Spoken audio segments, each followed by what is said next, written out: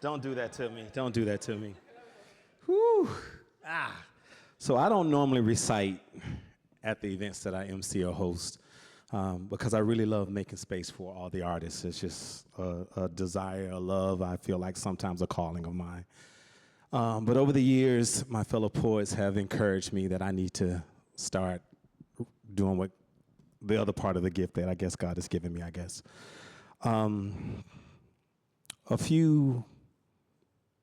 I hope you hear my heart with this one. I think it applies to any relationship. I need to give you some backstory, and that's going to make it a little bit longer, so I want to apologize in advance, but I really hope you all hear my heart. Basically, I had an experience in January where I was led to write this piece. And basically what happened was, a few weeks ago, I attended the memorial service of my maternal grandmother's youngest brother. He was 79 when he passed, and he was a dear uncle of mine. For the first 25 years of his life, though, he lived his life as a Christian. But in 1970, he converted to Islam. To be honest with you, if you know anything about this American government during the decades preceding that, constitutionally and collectively, it didn't seem to be very kind to its black citizens. But then if you know anything about people in the South who call themselves Christians, whether Republican or Democrat, during those decades, they didn't seem to be very loving and Christian-like to people, black people who also considered themselves Christian. For those reasons alone and many others, theologically, doctrinally, whatever you want to tag to that, people stayed away from Christianity, and I get it. I do. But see, we had two memorial services for my uncle. First, he was buried in a very traditional Muslim ceremony. And then 2 weeks later, we had a memorial service where I was asked to speak and give words of comfort and clarity from a biblical perspective for both the Christian and the Muslim that was in the room. So out of that experience came this piece. You see, my uncle faithfully read both the Bible and the Quran every day. And in his passing, I often wondered what it must have been like for him, having been married to my aunt for 45 years, who is a Christian. What was that like for him to have his Christian family on one side, his Muslim family on the other side, both lovingly pulling at him, but while brutally and tragically fighting and killing each other in the world, and he needing to extend grace to both? This piece is titled The Estrangement of Two Brothers. The word estrangement means to lose affection for someone or something you were once close to. But estrangement actually goes even deeper than that. See, you can become so estranged, so alienated in your estrangement and disassociated to where you can destroy any semblance of affection that you once had for that individual. So much to the point to where you set up hostility in your heart and in your mind, you can't even remember how the relationship or why it began. You see, there were two brothers. Blessed and highly favored was their father between them, but they had different mothers. One mother serving the other, used as an Egyptian surrogate, but this plan was at the hands of man, or should I say woman, or maybe it was both of them. Unsure of the timing of the promises of God, together they all would agree to a plan that would cause conflict for generations, seemingly till eternity, brothers. One born before the other, but God's covenant promise as his father's seed he would not receive, yet he would still be favored with God's grace and mercy. You see, his descendants would be multiplied to where they too could never be numbered. God said that he would bless him, keep him, be with him, and God promised to make him into a great nation. And though he would be as free as a wild donkey in the wilderness, God said his hands and the hands of his brother's hands, these brothers' hands would always be in conflict. But God even said that he would dwell over his kinsmen, brothers. But while one was cast out, yet still favored by God, the younger brother grew, and through this line came the Son of God, the only begotten God manifested in the flesh. But hold up.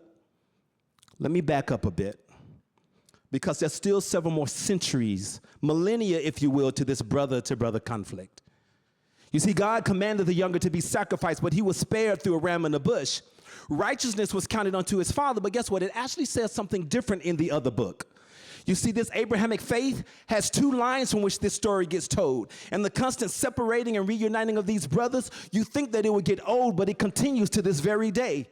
See, Islam chronicles the Abrahamic faith through the line of Ishmael. Christianity chronicles the Abrahamic faith through the line of Isaac. Both brothers started out believing in the same God in the same way, but somewhere down the line it all changed and got distorted. Conflict. Maybe you don't remember. Ishmael was married to a woman. She was Egyptian.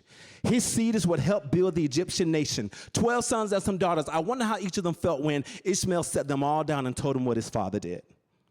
What did he know about the covenant promise as it pertained to Isaac? Or did he just focus on God's faithfulness to him? How did he tell his children?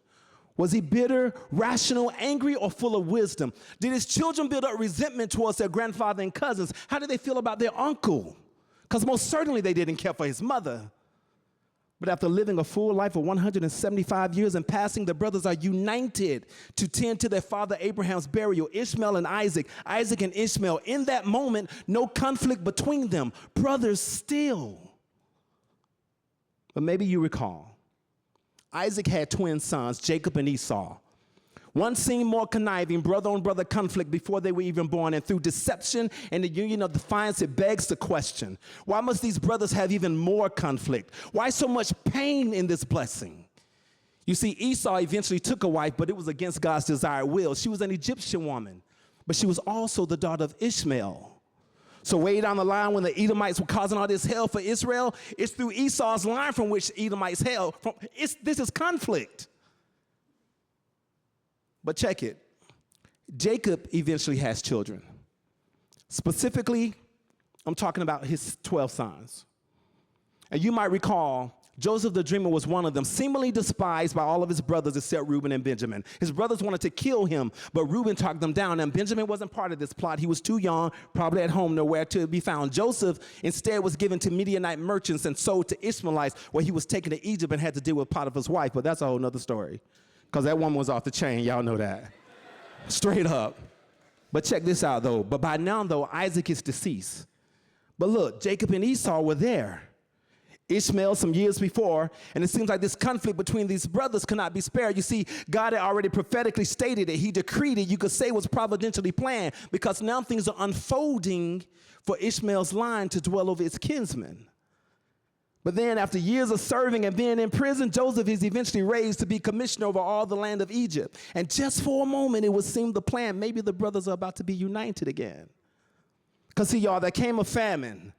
And the Hebrews needed aid, and the ones with all the resources were the Egyptians, because the plan had already been laid. You see, God often communicated with Joseph through dreams, but he also gave him the ability to interpret such things. So when Potiphar was having dreams that he couldn't understand, it was Joseph who explained to him that a famine would be hit in the land. So for years, Egypt prepared for the days of what to come.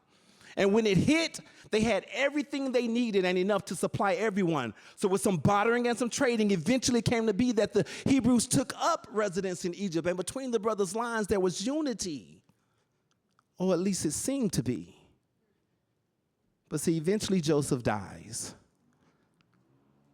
And down the line, a new Pharaoh is raised. And he knew not Joseph, nor did he care about past agreements that were made. He looked out over the nation, and with unwarranted fear, he decided the best thing for Egypt was to enslave every Hebrew there. And it seems as around this time, things had begun to change. Idols had been created to control the people and keep power in the Egyptians' hands. And this went on for centuries, until finally it came to be one of the biggest conflicts necessary to set the Israelites free. But fast forward way ahead. I know some of y'all remember this scene. Jesus was just a toddler. His father Joseph heard it in the dream. Take the boy and your family and take refuge in Egypt. For Herod the king is fearful and he's seeking to kill him. So for just a moment, for a short time in history, it looks like the brothers are protecting and caring for each other. Maybe this is unity, but it's not, for they are estranged. Thank you. Peace.